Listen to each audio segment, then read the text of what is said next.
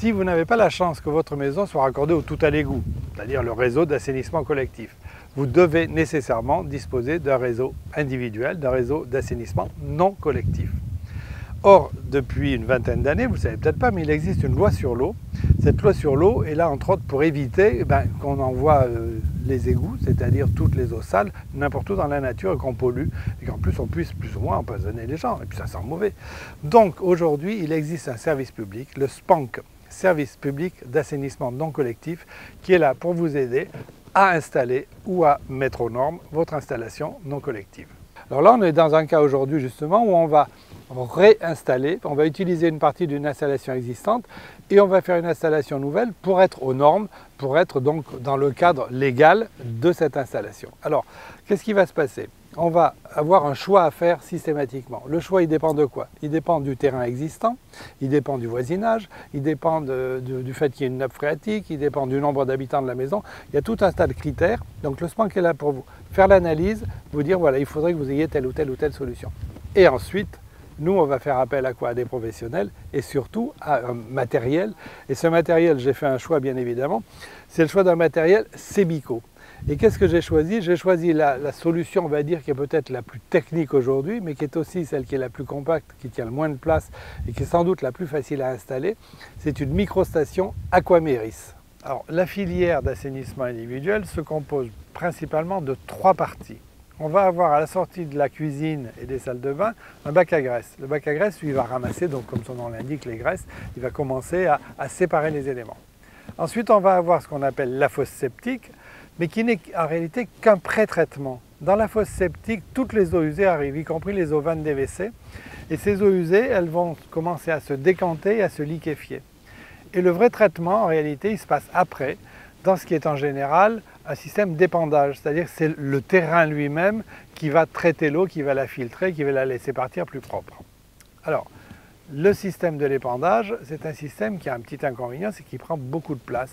Et que ce système, il ne fonctionne bien qu'en fonction du terrain que vous avez. Alors selon le cas, on va avoir un terrain très en pente ou pas en pente, qui est très perméable ou qui n'est pas assez perméable. On va avoir éventuellement des voisins et on ne va pas aller épandre chez eux parce qu'on n'a pas la place sur son terrain. On va aussi avoir éventuellement une piscine ou un bassin ou une nappe phréatique qui est au-dessous. Donc là, tout ça, ça mérite une étude. Le SPANC dont je vous parlais au début est là pour vous aider à faire cette étude et à choisir la bonne solution.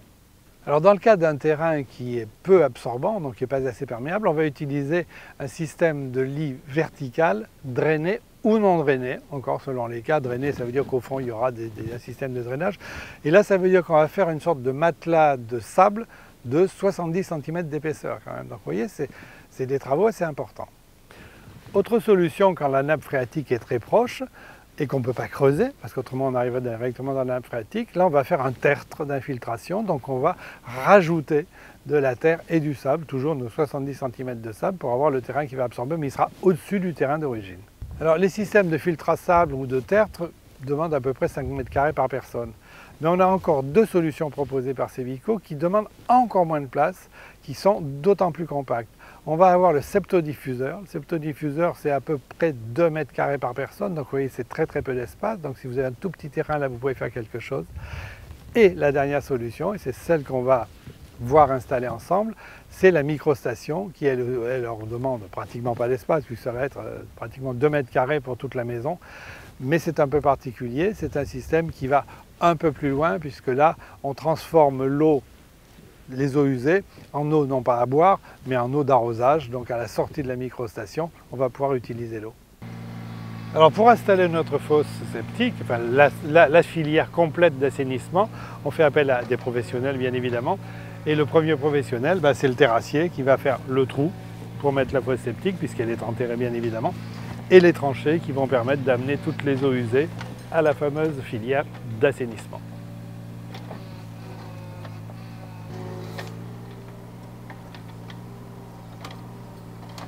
Bon, ça y est, le trou est fait. Maintenant, on va passer à l'installation de la microstation. Alors, microstation, en fin de compte, c'est 2 choses. D'une part, une fosse septique, ça s'appelle comme ça. Celle-ci a un nom, FAN, FAN. Alors, la fosse septique, elle va servir à pré-traiter l'eau. Alors, quelles eaux? Les eaux usées. Eaux usées de la maison, c'est-à-dire eaux vannes qui viennent des toilettes, et les eaux qui viennent de la cuisine, les eaux ménagères et des salles de bain. Bon. c'est une fosse toute eau. Ça ne veut pas dire qu'on y met l'eau de pluie, Pourtant aujourd'hui ça aurait été pas mal, parce que vous avez vu, le temps n'est pas trop avec nous. Premier élément, c'est ça. Deuxième élément, la microstation elle-même qui s'appelle Aquaméris. Alors on va avoir la microstation derrière le pré-traitement, tout simplement parce que la microstation, c'est elle qui va faire le vrai traitement de l'eau. Quand l'eau va sortir de la microstation, c'est comme quand elle sort d'une station de ville, l'eau est propre. Je ne dirais pas qu'on peut la boire, mais en tout cas on peut arroser, on peut l'envoyer dans la nature, elle n'est pas polluante du tout. C'est le but de ce système qui, je vous le dis quand même, le système microstation est le moins polluant de tous les systèmes d'assainissement individuel, et celui-ci, de surcroît, il a un arrêté ministériel, il est autorisé. Bon, ça c'est une chose. Alors pourquoi j'ai choisi de vous présenter une microstation? En fait, pour plusieurs raisons. Parce que d'une part, il y a une compacité, c'est très resserré, vous avez vu, le trou est en fin de compte très petit pour mettre ces gros appareils, et j'ai besoin de rien d'autre. Alors que dans une filière d'assainissement traditionnel, il faut de l'épandage, parce qu'il faut que l'eau se filtre, c'est-à-dire que la microstation, elle remplace toute la surface de filtration de l'eau, puisque normalement c'est le terrain qui fait ce travail. Ici, vous avez vu, on est dans quoi? Dans un terrain, c'est de la roche argileuse, donc perméabilité, non pas zéro, mais presque zéro, donc le traitement se ferait mal. Donc la bonne solution, c'est la microstation. Alors ça, c'est déjà la bonne raison pour choisir en fonction de votre terrain. Deuxième, la compacité. Troisième, une nappe phréatique. Vous avez de l'eau presque à ras du sol, vous ne pouvez pas faire un système d'épandage parce que votre épandage il va aller directement dans l'eau de la nappe phréatique, donc vous allez empoisonner l'eau. Là, pas de problème, on ne touche pas la nappe phréatique, on s'en va plus loin et l'eau elle est déjà propre. Et il y a ça une dernière raison qui moi me l'a fait choisir, c'est la simplicité d'installation. Parce que certes c'est un appareil qui a une alimentation électrique, donc il y a un petit asservissement, mais en revanche l'installation est beaucoup plus simple, les travaux de terrassement sont beaucoup plus légers, est beaucoup moins cher. Donc même si l'appareil est peut-être un peu plus cher, l'ensemble de l'installation, ça se discute. Et en tout cas, moi je trouve que c'est une installation moderne, technique et extrêmement efficace. Alors la fosse et la microstation sont posées sur un lit de sable. Alors je dis bien du sable, pas du gravier. 10 cm au minimum d'épaisseur pour la fosse. On donne 20 cm plutôt pour la microstation, mais bon, c'est pas au centimètre près. Et il faut que ce sable soit du sable pur. Pas de cailloux, surtout pas de cailloux bien évidemment, et tout ça réglé de niveau.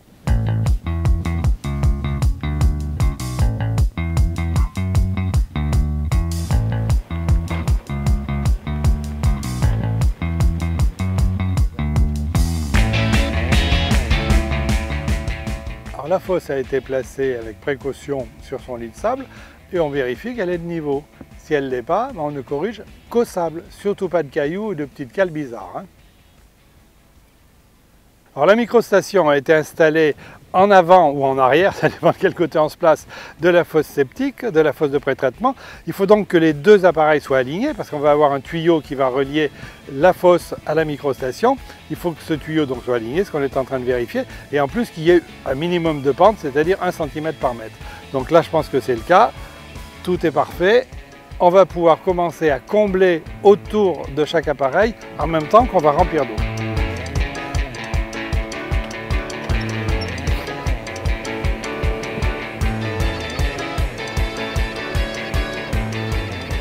Bon, alors là, côté arrivée des eaux usées, on a deux canalisations parce que ça vient de deux endroits différents dans la maison. Alors, comme toujours en plomberie, on fait un montage à blanc des canalisations, on repère pour savoir où sont les coudes, et ensuite, le professionnel il va coller.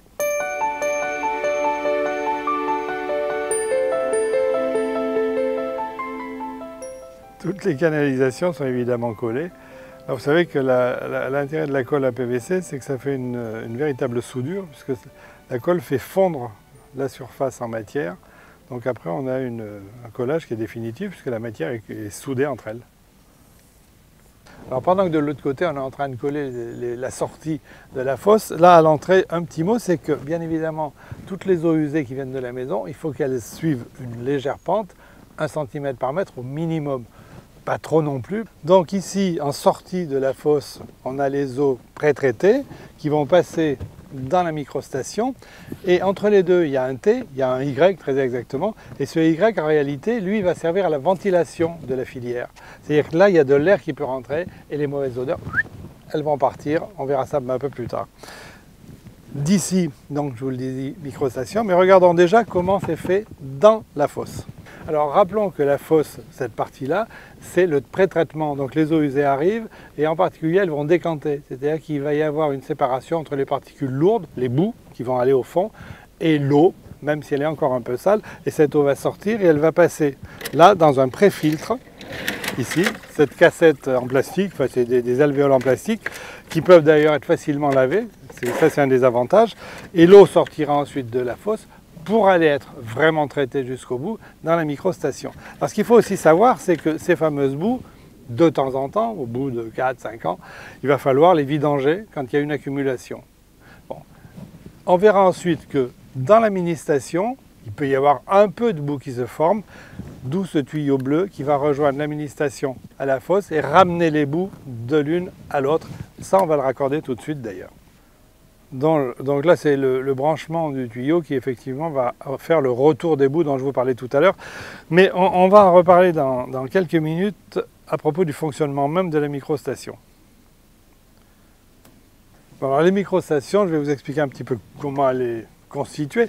Il y a entre autres une alimentation électrique. Pourquoi? Parce que dans cette microstation, il y a deux éléments qui sont électriques. Une pompe, celle qui ramène les fameuses boues dont je vous parlais tout à l'heure, et un compresseur qui, lui, va produire de l'air.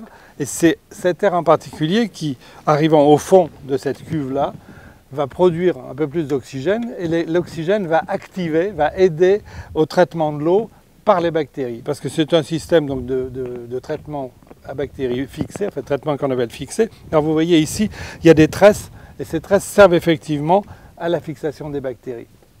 Donc là, on va remplir d'eau.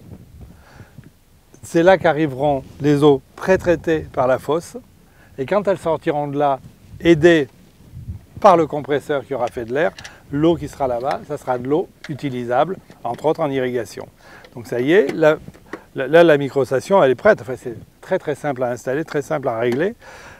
Il y a une maintenance tous les 1 an à peu près.